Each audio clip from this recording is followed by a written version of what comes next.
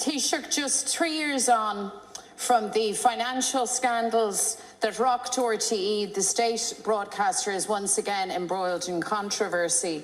The latest debacle centres on RTE revising the list of its top 10 highest earning presenters to include Mr Derek Mooney.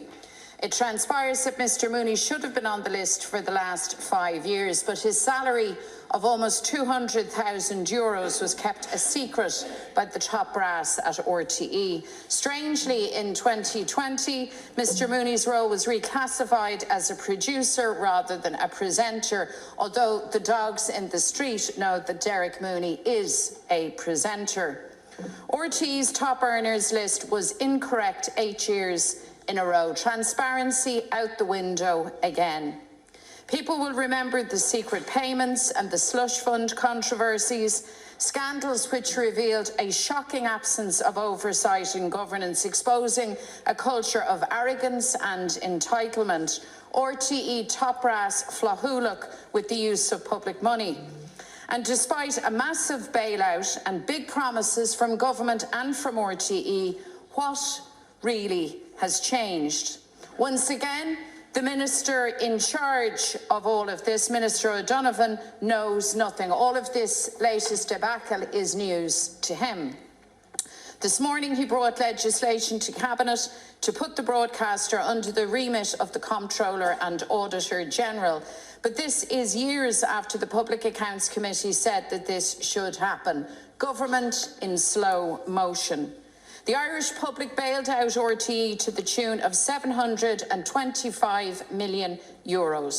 That's almost €750 million. That's a lot of taxpayers' money. But there is little evidence of the change that people expected. Top management still play fast and loose, not reporting accurately the big salaries of the high flyers. And why is this? Well, because you have failed to take on the prevailing culture of arrogance and privilege.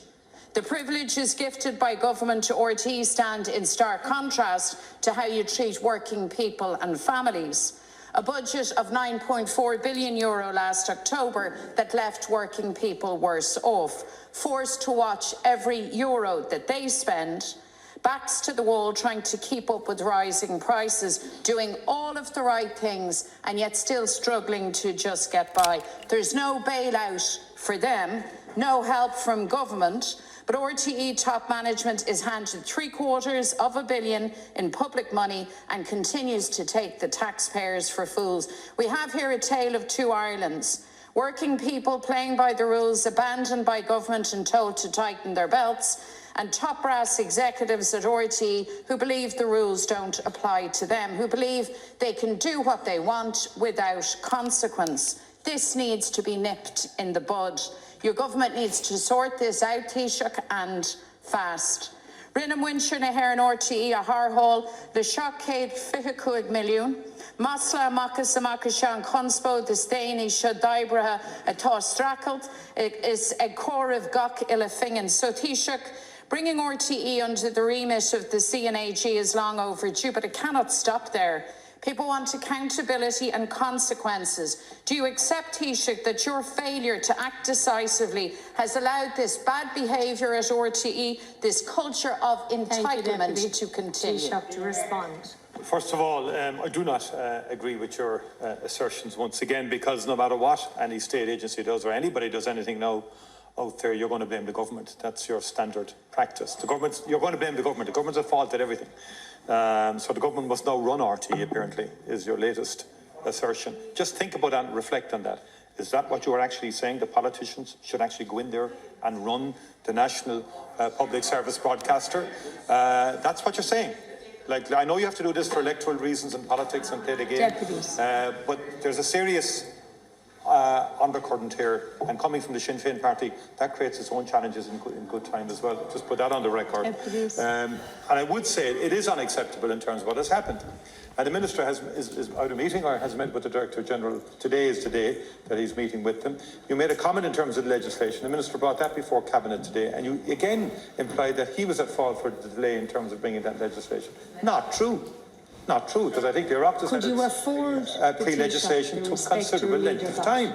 And you were involved in pre-leg. When I say you, your party wasn't, your members were, legitimately. But please don't come in here, you having taken your time at pre-leg, and then say the minister is acting in slow motion. That's the kind of dishonesty that is characterising every one of your presentations here in recent times at Leaders' Questions. You don't really care about the truth anymore. It's just whenever something breaks out, let's have a go at the government, let's blame the government, and that's it. Simple formula, and that's what you are about.